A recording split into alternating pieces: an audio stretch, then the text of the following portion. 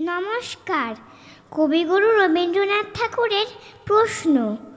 মাগো, আমায় ছুটি দিতে বল, সকাল থেকে পড়েছি যে মেলা। এখন আমি তোমার ঘরে বসে করব শুধু পড়া পড়া খেলা। তুমি বলছো দুপুর এখন সবে, না হয় জানি সত্যিই হলো তাই। একদিনও কি দুপুর বেলা হলে বিকেল হলো মনে করতে নাই?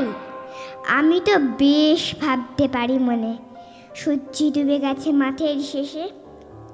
বাগদি বুড়ি চুপড়ি ভরে নিয়ে শাক তুলেছে পুকুর ধারে এসে। আঁধার হলো মাদার গাছের তলা, কালি হয়ে এলো দিঘির জল। হাতের থেকে সবাই এলো ফিরে, মাঠের থেকে এলো চাষির দল। মনে কর না উঠলো সাঁচের তারা, মনে কর না সন্ধে হলো যেন। রাতের বেলা দুপুর যদি হয়, দুপুর বেলা রাত হবে না কেন? নমস্কার।